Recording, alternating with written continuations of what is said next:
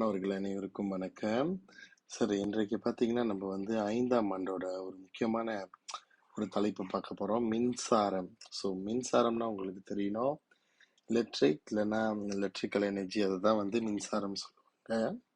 So மின்சாரம் பார்த்தீங்கன்னா மின்சாரம் பயன்படுத்துகிற பொருட்கள் அது உங்களுக்கு தெரியணும். இதனால் வந்து மின்கலன் வச்சு வேலை செய்யுது. அதாவது பெட்ரி தான் மின்கலன், உலர் மின்கலன் சொல்லுவாங்க.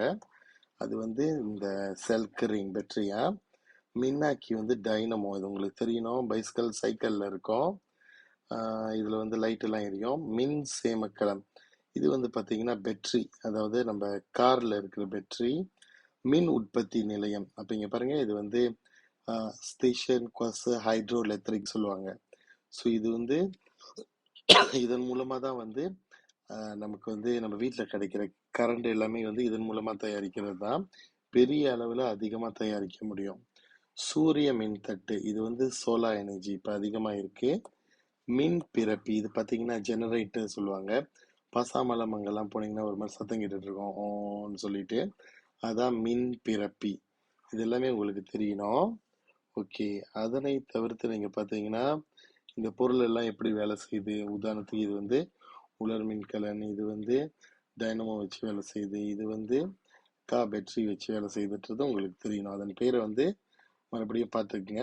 இது சார் சொன்னால இது வந்து கரண்டு, நம்ம வீட்டுக்கெல்லாம் கிடைக்கிற கரண்டு. இது பசாமலம் சந்தையில் வந்து பயன்படுத்துறது. இது வந்து பார்த்தீங்கன்னா சோலா வச்சு வேலை செய்கிறது. ஓகே, முக்கியமான இடத்துக்கு நம்ம வந்துட்டோம். நீங்கள் பார்த்தீங்கன்னா 2 விதமான மின் சுற்றுகள் இருக்கு. ஒன்றாவது பார்த்தீங்கன்னா தொடர் மின் சுற்று. தொடர் மின் சுற்றுன்னு பார்த்தீங்கன்னா ஒரே பாதை தான் இருக்கும், ஒன் வே, ஒரே பாதை தான் இருக்கும். இணைக்கோடு பார்த்தீங்கன்னா 2 அல்லது 3, 4 கூட செய்ய முடியும்.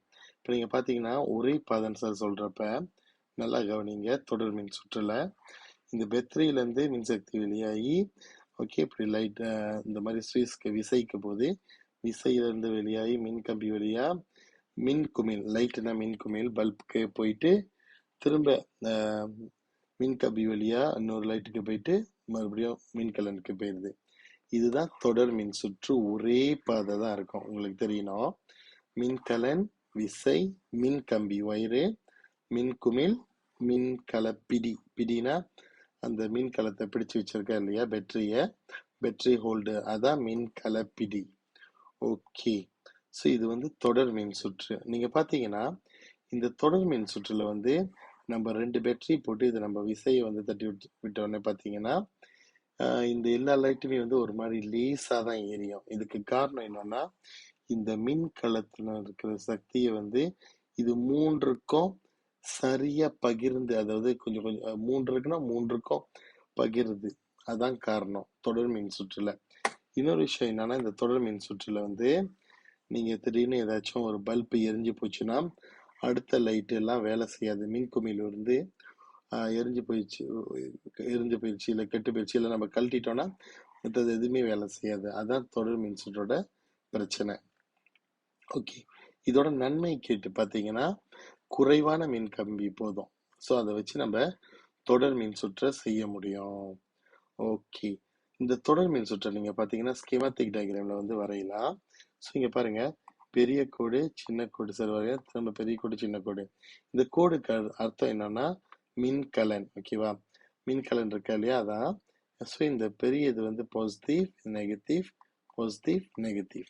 அப்போ இந்த பெரிய கோடு சின்ன கோடு, பெரிய கோடு சின்ன கோடுனா உங்களுக்கு தெரியணும். முதல்ல ஒரு பெரிய கோடு சின்ன கோடுனா அது வந்து ஒரு பேட்டரி, ஒரு மின்கலனுக்கு சமம். ஓகே, இப்போ சார் வரையலாம் பாருங்க. இது வந்து மின் கம்பி இப்படி வருது. இன்னொன்று பார்த்தீங்கன்னா இப்படி விசை மாதிரி சார் வைக்கிறேன். ஸோ இந்த விசை இப்படி வருது. ஓகே, அப்போ பிறகு பார்த்தீங்கன்னா ஒரு வட்டம் மாதிரி போட்டு எக்ஸ் மாதிரி இருக்கு. இது வந்து என்ன அர்த்தம்னா மின் குமிழ்னு அர்த்தம். ஓகே, பார்த்தீங்கன்னா 3 மின் குமிழ் வந்து லெசர் போட்டேன். ஸோ இது வந்து பார்த்தீங்கன்னா இதை ஸ்விட்ச் வந்து நம்ம நேராக அப்படி சேர்த்த உடனே தான் இந்த மின் குமிழ் வந்து ஒளிரும். ஓகேயா, ஸோ அப்படி மின் குமிழ் அப்பயும் வந்து ஒளிரல அப்படின்னு பார்த்தீங்கன்னா அதுக்கு என்ன காரணமாக இருக்கலாம்னா, ஒருவேளை உலர் மின்கலத்தோட சக்தி முடிஞ்சிருக்கலாம், பேட்டரி முடிஞ்சிருக்கலாம், அல்லது நீங்க பார்த்தீங்கன்னா ஏதாவது ஒயர், அதாவது மின் கம்பி எங்கேயாச்சும் ஒழுங்கா போடாம இருக்கலாம். இது காரணமா இருக்கலாம். இல்லைன்னா இந்த லைட் இருக்கா இல்லையா, மின் குமிழ், இந்த மின் குமிழ்ல ஏதாவது ஒன்று ஆஹ், கெட்டு போயிருக்கலாம், பழுதாயிருக்கலாம். சரியா? ஸோ இதான் வந்து தொடர் மின் சுற்று. உங்களுக்கு தெரியணும், தொடர் மின் சுற்றுல வந்து ஒரே ஒரு பாதை மட்டும்தான் இருக்கும். ஓகே, ஒன் வே, நிறையாலாம் இருக்காது. ஓகேவா? ஸோ நீங்கள் இப்படி பார்த்தீங்கன்னா பேட்டரியிலேருந்து அப்படியே போயிட்டு ஒரே பாதை தான் வரும். அந்த பாதையில் ஏதாச்சும் பாதிப்புனா மின் குமிழ் வந்து ஒளிராது. ஸோ இந்த விஷயம் உங்களுக்கு தெரியணும். ஸோ இது வந்து தொடர் மின் சுற்று. ஓகே, வாங்க நம்ம தொடர்ந்து இன்னொரு வகையான மின் சுற்றை பார்க்கலாம். ஓகே, இன்னொரு வகையான மின் சுற்றுன்னு பார்த்தீங்கன்னா இங்க பாருங்க, இணைக்கோடு மின் சுற்று. இணைக்கோடு மின் சுற்று பார்த்தீங்கன்னா ஒரு பாதை இருக்காது, அதுக்கு மேற்பட்ட பாதை இருக்கும். இப்போ இங்க பாருங்க, இப்படி இந்த மின் கலப்படியிலேருந்து இப்படி போயிட்டு விசையிலேருந்து போயிட்டு வரப்போ ஒரு பாதை இருக்கு. இன்னொன்று இப்படி பாருங்க, இப்படி வந்து இரண்டாவது பாதை இருக்கு, இப்படி ஒன்று மூன்றாவது பாதை இருக்கு. அதான் இணைக்கோடு மின் சுற்று. ஸோ இதில் நீங்கள் பார்த்தீங்கன்னா இந்த லைட்டு கெட்டு போச்சா, லைட்டு எரிஞ்சு போயிடுச்சா, இல்லை இதை கழட்டிட்டோன்னா கூட இது ரெண்டுமே வேலை செய்யும். இன்னொரு விஷயம் இணைக்கோடு மின் சுற்றுல என்னன்னா, இந்த ரெண்டு மின்கலன் போட்டிருந்தாலும் நல்லா வெளிச்சமா இருக்கும். அந்த சரியான அந்த சக்தி வந்து முழுமையா போய் சேரும். இது வந்து பகிராது. நீங்க தொடர் மின் சுற்று பார்த்தீங்கன்னா அந்த சக்தியை பகிர்ந்துரும். நம்ம பார்த்தீங்கன்னா இந்த இணைக்கோடு மின் சுற்று தான் நம்ம வீடுகள்ல பயன்படுத்துறோம். ஒரு இது கெட்டு போனாலும் நம்மளால அடுத்த ஒரு மின் குமிழை வந்து நம்மளால பயன்படுத்த முடியும். ஓகே, இந்த இணைக்கோடு மின் சுற்று பார்த்தீங்கன்னா இது உருவாக்குவதற்கு கொஞ்சம் சிரமமா இருக்கலாம். ஏன்னு பார்த்தீங்கன்னா அதிகமான மின் கம்பிகள் தேவைப்படுது. ஆனா நீங்க பார்த்தீங்கன்னா இதனோட மின் குமிழின் ஒளிரும் தன்மை வந்து பிரகாசமா இருக்கும். ஸோ இது வந்து பார்த்தீங்கன்னா தொடர்ச்சியா நம்ம இணைக்கிறோம். மின் குமிழ் வந்து தொடர்ச்சியா இணைக்கும் போது அது தொடர் மின் சுற்றா இருக்கு. இதோட ஒளிர்வு தன்மைனா அந்த வெளிச்சம் குறைவா தான் இருக்கும். இதுலயும் நல்லா கவனிச்சீங்கன்னா இதுலயும் மூன்று மின் குமிழ், இதுலயும் 3 மின் குமிழ் தான்.